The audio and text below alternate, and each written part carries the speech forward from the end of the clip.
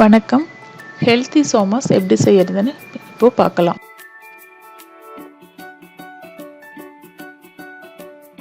முதல்ல மாவு தயார் பண்ணிடலாம்.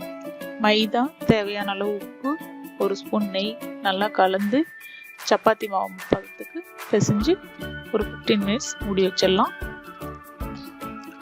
அடுத்து பாதாம், முந்திரி, திராட்சை, பொட்டுக்கடலை, வேர்க்கடலை, தேங்காய் இது எல்லாமே தனித்தனியாக நெய்யில் வறுத்து சர்க்கரை சேர்த்து கொரப்பாக அரைச்சி சின்ன சின்ன உருண்டைகளாக எடுத்து வச்சுக்கலாம். அடுத்தது பிசைஞ்சு வச்சுருக்கிற மைதா மாவை சின்ன உருண்டைகளாக எடுத்து சப்பாத்திக்கு தேய்க்கிற மாதிரியே சின்ன சின்ன ரவுண்ட் ஷேப்பில் தேய்ச்சி சோமாஸ் அச்சில் வச்சு நம்ம உள்ளே அந்த செஞ்சு வச்சுருக்கோம் இல்லையா பூர்ணம், அதை எடுத்து உள்ளே வச்சு சோமாஸ் வச்ச கொஞ்சம் பக்குவமாக மூடி நல்லா ப்ரெஸ் பண்ணி விட்டுட்டு வெளியில் இருக்கிற மாவை நீங்கள் எடுத்துட்டிங்கன்னா அதுக்கப்புறம் அப்படியே திறந்து பார்த்தா அழகாக அந்த சோமாஸ் நமக்கு கிடைக்கும். பாருங்கள், பார்க்கவே அழகாக இருக்குது இல்லையா? அடுத்தது நம்ம எண்ணெயை மிதமான சூட்டில் காய வச்சுட்டு இந்த செஞ்சு வச்சுருக்கிற சோமாஸை பொரிச்சு எடுக்கலாம்.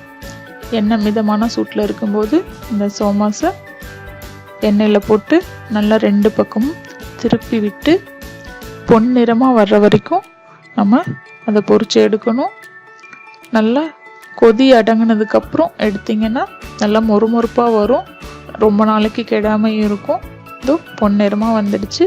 ரொம்ப ஹெல்த்தியான சுவையான சோமாஸ் நமக்கு இப்போது ரெடி ஆயிடுச்சு. நீங்கள் வீட்டில் ட்ரை பண்ணி பாருங்கள். குழந்தைங்களுக்கு ரொம்ப பிடிக்கும். ஈவினிங் ஸ்நாக்ஸுக்கு ரொம்ப நல்லாயிருக்கும். நீங்கள் ட்ரை பண்ணி பாருங்கள். கமெண்ட் பண்ணுங்கள் உங்களுக்கு எப்படி வந்துச்சுன்னு. சுவையான ஹெல்த்தியான சோமாஸ் ரெடி ஆயிடுச்சு.